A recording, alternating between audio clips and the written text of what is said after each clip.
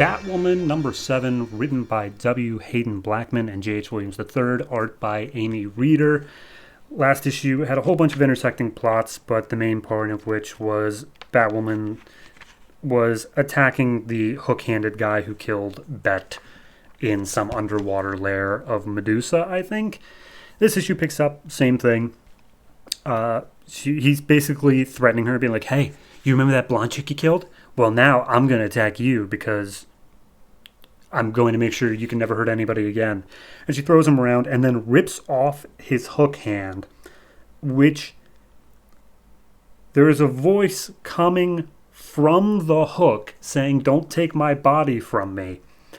And you see that the hook is actually like sentient and it's latched onto this guy and actually like transformed him in some way to be like this big bloated like muscly dude, whereas normally he's just an average looking guy.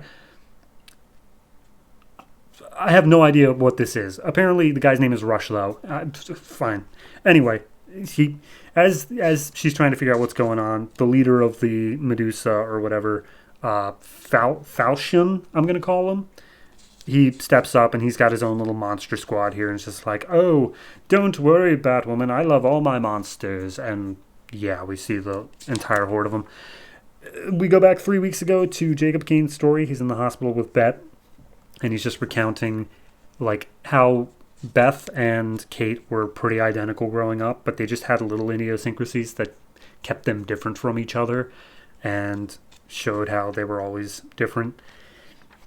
Just a little bit of characterization. 2 weeks ago, Kate is having dinner at a sushi place with Maggie, and Maggie is a little bit concerned about the sushi. She never had it before, but Kate's like, oh, don't worry about it. What doesn't kill you make you stronger. Hold on a minute. And she walks outside because she sees a guy going out there named Abbott, who, again, I don't know. He's something about a werebeast cult. Feel like I may have missed that bit, but regardless, Batwoman says, like, Abbott, what are you doing here? And he's like, oh, Medusa, they're moving in, trying to move us out of Gotham. And she's like, all right, well, stay out of my life. You suck. And then he leaves. And Maggie's like, what was that about? And she's like, don't worry about it. Let's go eat our sushi. We go to Morrow's story, the evil guy, who's got three women kidnapped along with Killer Croc there helping him out. And he's like, oh, you said you would help me get stronger. And he's like, yeah, don't worry. I just need your help on this one thing. We're going to summon Bloody Mary. Literally, he gets in front of a mirror with the girls, says Bloody Mary, Bloody Mary, Bloody Mary. And this blonde, bloodied woman shows up and says how she's going to eat his face. And Morrow's like, no. I know your true name, therefore I have control over you. You will work for me in my Medusa cult. And she's like, well, you need to give me a face if you're going to follow the rules. And she's like, yeah, no, I got 3 girls here. Go ahead and eat up. So Bloody Mary starts eating all their faces. Then we get Maggie's story 1 week ago. She is with the GCPD attacking a heavily, heavily mutated Killer Croc. Like, he is just full-on crocodile with, like, 6 eyes now.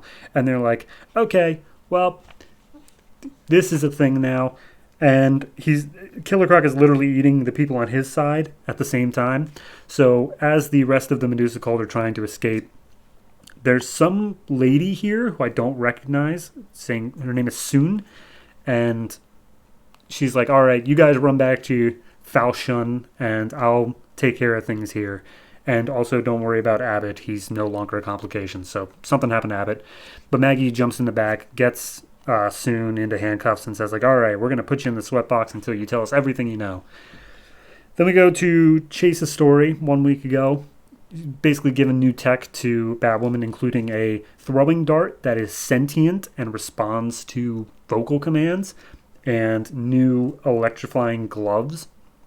And apparently the entire mission is that Batwoman needs to break into the GCPD to get Soon out of custody because they need to be questioned at the DEO.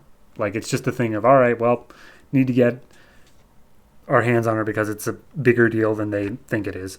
So then we cut back to now. We're in the Medusa lair. We see the mutated Killer Croc. We see a new La Llorona ghost. It's a same water ghost looking lady. And we see Bloody Mary. And Falchion standing over them all being like, oh, look what I've done with the power of belief here in Gotham. Because you guys believe in some really messed up shit. Anyway, let's see what you'll become when you become part of my monster squad. And Batwoman's like, all right, let's get on with it. I like it. I think it's solid. I don't know. I'm a little bit iffy on the fact of, this jumping around storytelling. Admittedly, it's a present moment and then a leading up 2 weeks, 1 week, now sort of thing, like back to now. So it's not that much out of order, but it is a little bit confusing of where different things take place in relation with each other. I feel like it would just be easier to do I feel like the only one that's really giving me trouble is the civilian stuff, the Kate with Maggie stuff, and the Jacob in Bet's hospital room. That stuff's the only stuff where I'm like, where does this really fit in? How does this, is it going to inform the story moving forward, like that Abbott thing? But again, I don't know who Abbott is, so it didn't really help me there.